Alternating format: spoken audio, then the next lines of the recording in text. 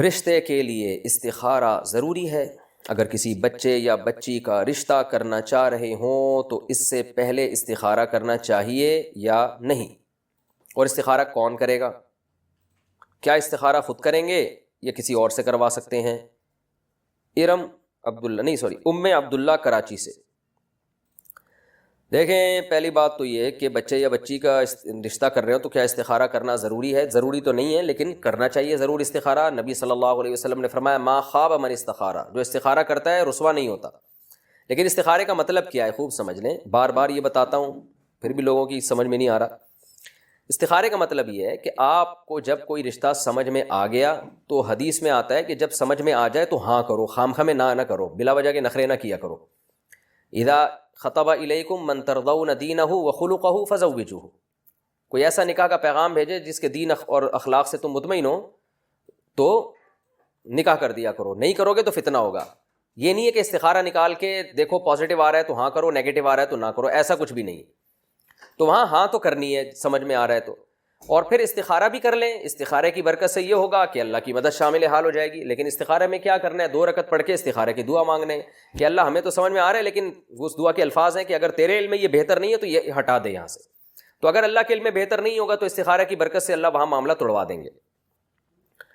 لیکن زیادہ تر استخارہ کیا جاتا ہے ان معاملات میں جس میں انسان بہت زیادہ کنفیوژن میں ہوتا ہے، تو اس کنفیوژن میں اصل موقع ہے استخارہ۔ تو اس کنفیوژن میں بھی آپ مشورہ لینے کے بعد ایک رائے قائم کریں، جس طرف ایک رجحان آپ کو خود ہی پیدا کرنا پڑے گا، لیکن ساتھ ساتھ آپ استخارہ بھی کر لیں کہ اللہ تیرے علم میں یہ اگر میرے لیے بہتر ہے تو مجھے یہاں پھیر دے، بہتر نہیں ہے تو میرا دماغ یہاں سے ہٹا دے۔ تو اس سے یہ ہوگا انشاءاللہ کہ آپ نے گراؤنڈ ریئلٹی کو سامنے رکھ کر ایک فیصلہ کیا ہوگا، تو وہاں بھی یہی ہوگا کہ استخارہ کی برکت سے اگر آپ کا وہ فیصلہ بالفرض غلط ہے تو کوئی ایسی بات اللہ پیدا کر دے گا کہ آپ وہاں نہیں کریں گے معاملہ، اور اگر وہ کام آپ کے لیے ٹھیک ہوگا تو اللہ کچھ نہ کچھ ایسے معاملات پیدا کر دے گا آپ کی دعا قبول کر کے کہ آپ نہیں بھی چاہ رہے ہوں گے تو وہاں ہو جائے گا۔ کرنا بہرحال وہی ہے جو آپ کی کھوپڑی میں آ رہا ہے، اس میں اشارے وشارے نہ خواب میں ملیں گے آپ کو، نہ جاگتی حالت میں کوئی نیگیٹو پازیٹیو یا کچھ، یہ سب چیزوں میں نہیں پڑے آپ، یہ ان کی کوئی حیثیت نہیں ہے۔ اور اگر آپ کو یہ پازیٹیو نیگیٹو نظر بھی آ گیا تو یہ شیطانی خیالات بھی ہو سکتے ہیں۔ اللہ کی طرف سے کوئی استخارے کے بعد سگنل ملنے کی کوئی گارنٹی نہیں ہے، کچھ بھی نہیں ہے۔ کسی اور سے بھی کروا سکتے ہیں تو استخارہ خود کریں، کسی اور سے کروائیں گے تو کیا کرے گا وہ بیچارہ؟ وہ آپ کو کوئی یہ تھوڑی بتائے گا کہ ہاں آیا ہے یا نہ آیا ہے۔ اگر وہ بتا رہا ہے کہ استخارے میں ہاں ہے تو پھینک رہا ہے وہ لمبی لمبی، اس کی بات نہ سنیں آپ، ٹھیک ہے نا؟ تو خود ہی کریں، زیادہ بہتر ہے۔ کوئی اور کر لے تو وہ کوئی اور آپ کے لیے یوں دعا کرے گا اللہ اس کے دماغ کو ایک طرف لے جا، جہاں یہ بہتر ہو وہاں مقدر کر دے، وہ بھی تو یہی کرے گا نا، تو آپ کر لیں یہ کام۔ لیکن لوگ یہ دوسرے سے کرواتے ہیں، وہ سمجھتے ہیں کہ وہ زیادہ اچھا نکال کے دے سکتا ہے کچھ اشارہ، تو استخارے میں کچھ بھی نہیں نکلتا، یہ خوب سمجھ لیں۔ استخارے کا طریقہ کیا ہے، استخارہ کیسے کرنا چاہیے، اس کا صحیح طریقہ بھی بتا دیں۔ یہ وہی ہے جو میں نے بھی بتایا ہے، یہ سوال اسی سوال کے ساتھ جوڑ لیں آپ، اسی جواب کے ساتھ۔ 2 رکعت پڑھنی ہے، وہ حدیث میں جو دعا آئی ہے بہشتی زیور میں وہ دعا لکھی ہوئی ہے حدیث کے حوالے کے ساتھ۔ تسہیل بہشتی زیور جامع رشید والے چھاپتے ہیں، وہ کتاب ضرور گھر میں رکھیں، نہیں تو آج کل نیٹ پہ سرچ کر لیں، اس پہ بھی آ جاتی۔ اللہم انی استخیرک بعلمک واستقدرک بقدرتک واسألک من فضلک العظیم فإنک تعلم ولا اعلم وتقدر ولا اقدر انت علام الغیوب اللہم ان کنت تعلم ان هذا الامر خیر لی فی دینی ومعاشی وعاقبت امری فاقدره لی ویسره لی ثم بارک لی فیہ وان کنت تعلم ان هذا الامر شر لی فی دینی ومعاشی وعاقبت امری فاصرف عنی واصرفنی عنہ ثم اقدر لی الخیر حیث کان ثم ارضنی بی۔ یہ الفاظ ہیں استخارے کے، یہ یاد کر لیں، دیکھ کے بھی پڑھ سکتے ہیں۔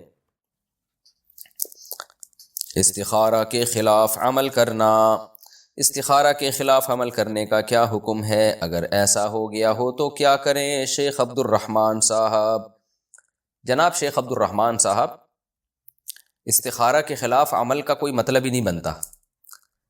اصل میں استخارے کا جو کانسیپٹ ہے نا شریعت میں، قرآن و سنت میں، وہ کانسیپٹ نہیں ہے جو لوگوں میں مشہور ہے۔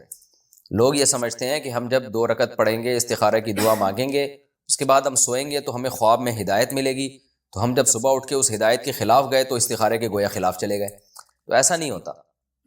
قرآن و سنت میں، حدیث میں جو استخارہ ہے، وہ استخارہ صرف اتنا ہے کہ 2 رکعت پڑھ کے آپ استخارے کی مخصوص دعا مانگیں، اور کرنا وہی ہے جو آپ کے سمجھ میں آئے۔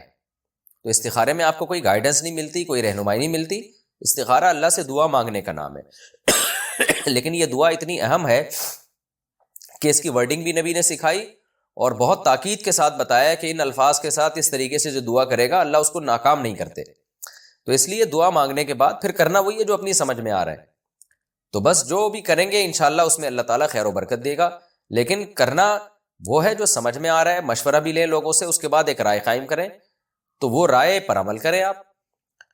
تو اس میں استخارہ کی مخالفت بھی نہیں ہو رہی, حمایت بھی نہیں ہو رہی, کیونکہ استخارہ کوئی بتا تھوڑی رہا ہے آپ کو کہ یہ کرنا ہے کہ نہیں کرنا. لوگ یہ سمجھتے ہیں کہ استخارہ اللہ سے مشورہ ہے, یہ بالکل غلط ہے. تو اللہ سے مشورہ نہیں ہے کہ اس کے خلاف نہیں جا سکتے آپ. تو جو سمجھ میں آ رہا ہے وہ کریں. ہاں سمجھ میں کچھ آ رہا ہے کر اس کے خلاف رہے ہیں تو یہ تو ویسے ہی بے وقوف ہونے کی علامت ہے کہ ایک آدمی کو سمجھ میں یہ آ رہا ہے کہ میں یہ کروں لیکن کر کچھ اور رہا ہے. تو یہ تو استخارہ نہ بھی ہو تو آپ کو نقصان ہوگا, کیونکہ جو چیز سمجھ میں آ رہی ہے مشورہ کرنے کے بعد, لوگوں سے رائے لینے کے بعد ایک بات آپ کی سمجھ میں آ رہی ہے کہ مجھے یہ کام کر لینا چاہیے لیکن پھر بھی نہیں کر رہے, تو استخارہ کیا ہوا ہو یا نہیں کیا ہوا دونوں صورتوں میں غلط ہو جائے گا نا. یہ انسان عقل مند وہی ہوتا ہے جو اس کی جو سمجھ میں آ رہا ہوتا ہے وہ وہی کر رہا ہوتا ہے. 4 رکعت سنت میں 2 رکعت پر سلام پھیر دیا. ایک شخص نے عصر یا عشاء سے پہلے کی 4 رکعت سنت کی نیت باندھ لی, پھر 2 رکعت مکمل کرنے کے بعد نماز کھڑی ہونے لگی تو سلام پھیر لیا, تو کیا اس کو بعد میں باقی بھی پڑھنی ہوگی یا نہیں؟ محمد عمیر لاہور سے. دیکھیں جو عصر یا عشاء سے پہلے کی 4 سنتیں ہیں یہ سنتیں غیر مؤکدہ ہیں, تو ان میں 4 کی نیت کریں 2 کی نیت کریں برابر ہے. اگر آپ نے 4 رکعت کی نیت سے نیت باندھی تو 2 رکعت کے بعد بھی سلام پھیر سکتے ہیں. 2 رکعت کی نیت سے نیت باندھی تو 4 رکعت کے بعد بھی سلام پھیر سکتے ہیں. 2 رکعت کے بعد آپ نے اتحیات پڑھی تو درود شریف دعا پڑھ کے بھی کھڑے ہو سکتے ہیں اور تیسری میں ثنا بھی پڑھ سکتے ہیں, اور یہ بھی کر سکتے ہیں کہ درود شریف دعا کے بغیر کھڑے ہو جائیں اور تیسری میں ثنا بھی نہ پڑھیں. ہر طرح سے جائز ہے.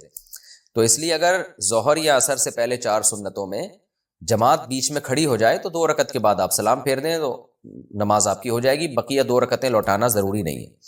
لیکن اگر ظہر سے پہلے کی آپ 4 سنتیں پڑھ رہے ہیں تو اگر جماعت کھڑی ہونے کی وجہ سے آپ نے 2 رکعت کے بعد سلام پھیر دیا تو یہ 4 رکعت آپ کو پھر دوبارہ پڑھنی پڑے گی.